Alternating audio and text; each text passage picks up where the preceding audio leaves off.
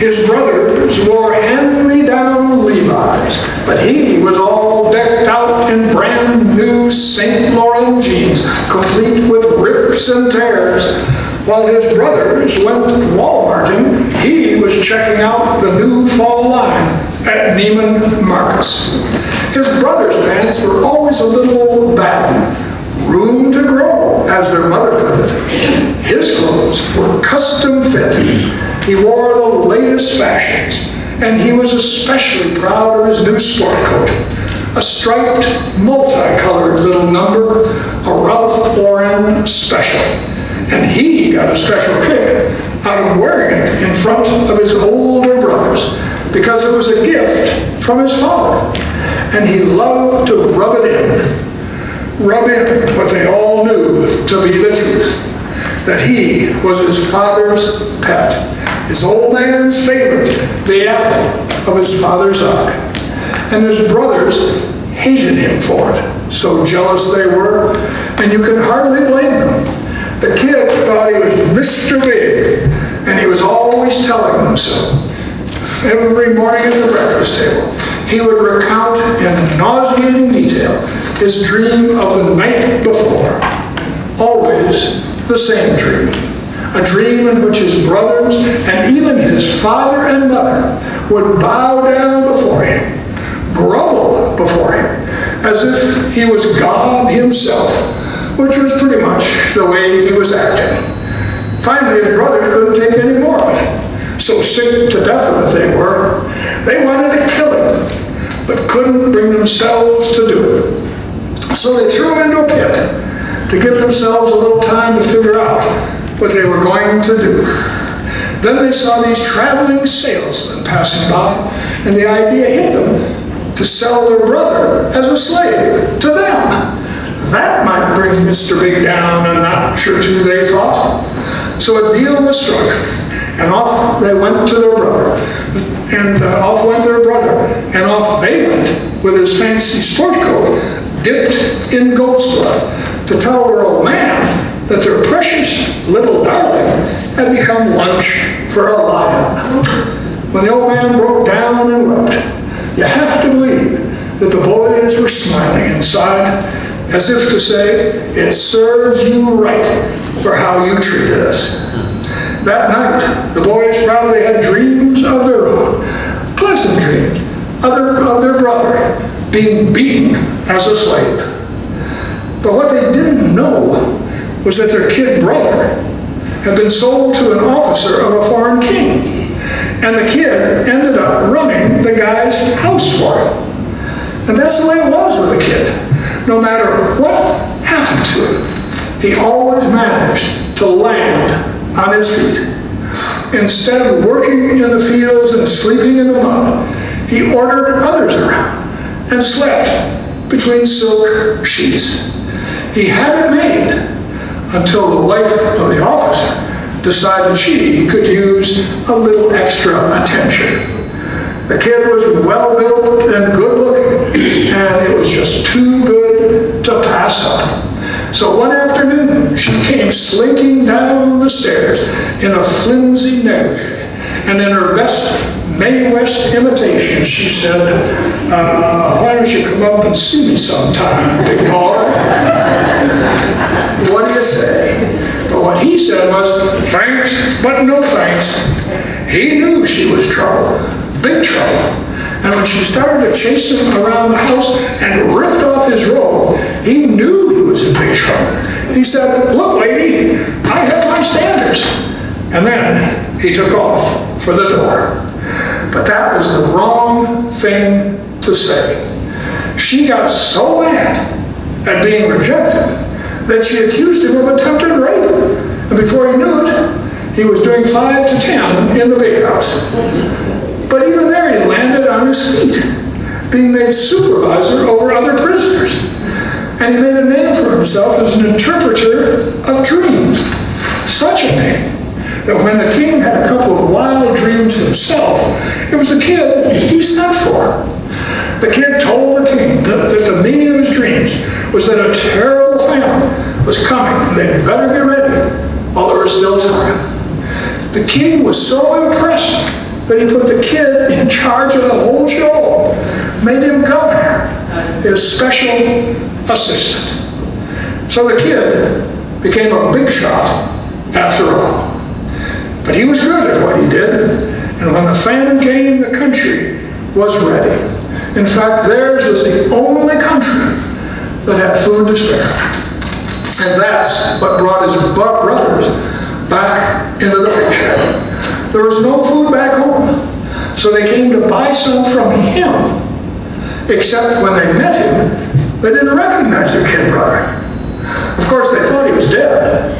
But still, you would have thought that when they saw the kid all decked out in a custom tailored uniform, standing before him as if he was God himself, they would have had some clue. But they didn't. He sure did, however. He knew who they were right off the bat. But he decided to get back at them for what they did to him. He accused them of being spies, had them framed as thieves, and threatened to make their youngest brother, their old man's new favorite, into his personal slave. He wanted to see if they'd change that, if they would try to save their brother, or just give him up. He wanted them to suffer and feel some of the pain he had been through. And he wanted them to grovel before them. But he just couldn't see it through. He kept choking up with emotion at the sight of his own flesh and blood, and finally admitted who he was. And in the midst of the weeping and hugging and kissing, he invited them to bring the whole family to come live with him. The family came, and there was quite a reunion, except the brothers weren't quite sure if they could trust him. They were afraid that when their father died, their little brother would finally take his revenge. But when their old man did die, what the kid brother did, to their utter astonishment, was not take revenge, but forgive them. After all, he said, I'm not God. And you get the feeling that for the first time in his life, he realized that he wasn't God. You get the feeling he finally became a human being. And then he said the most stunning thing of all.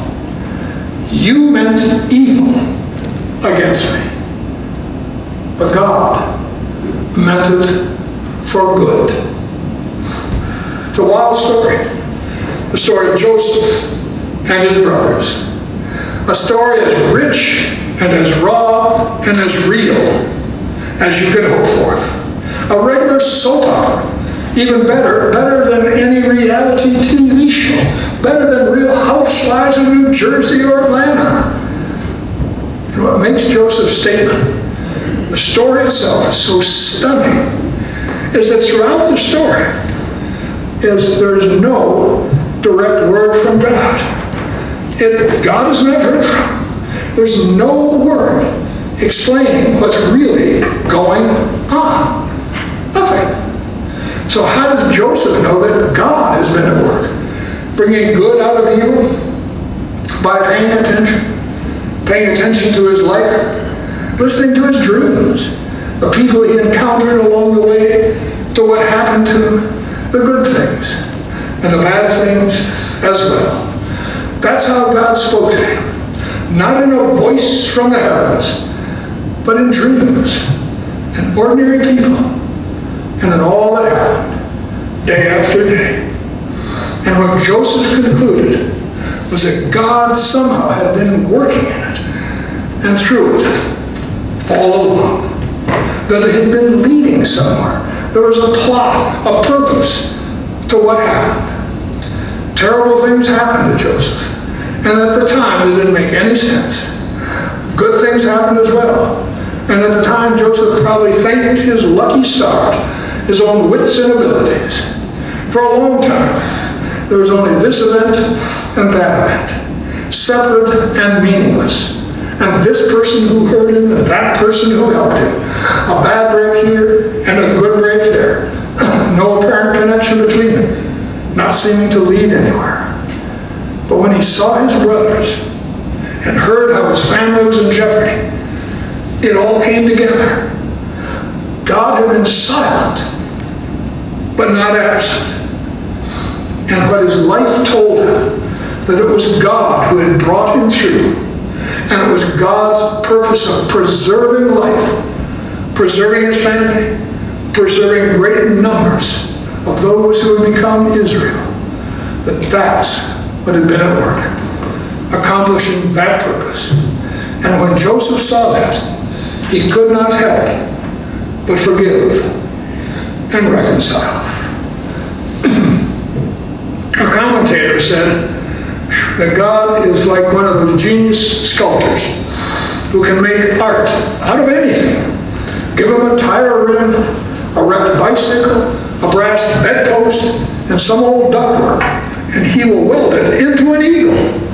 Nothing is too bent to be used.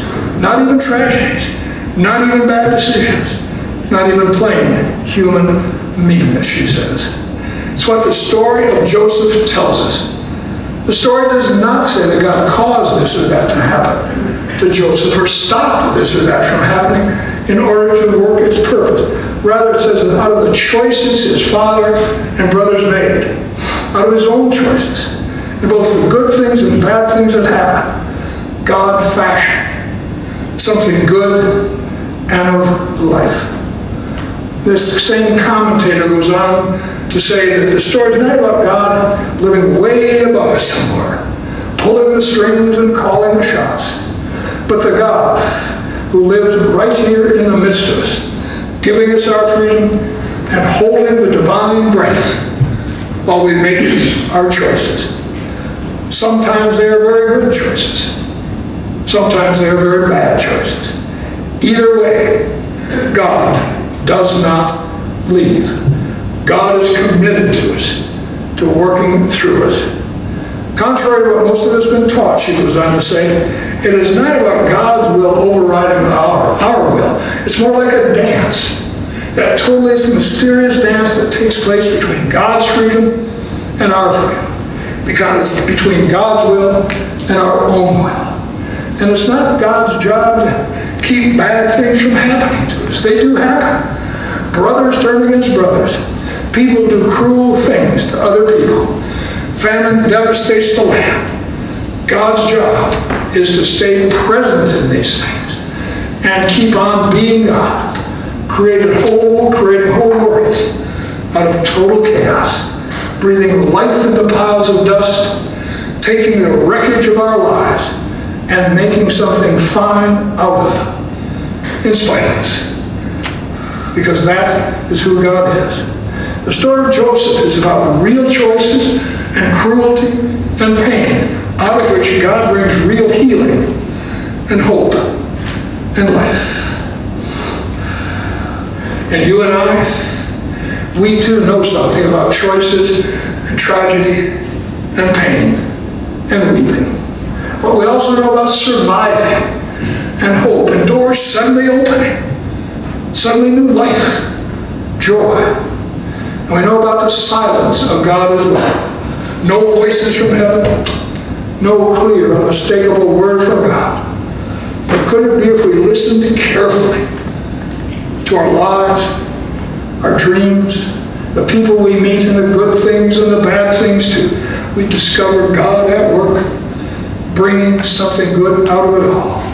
And could it be that it's leading somewhere, that God is fashioning out of it all some strange, wonderful work of art? Of course, each of us can only answer for ourselves.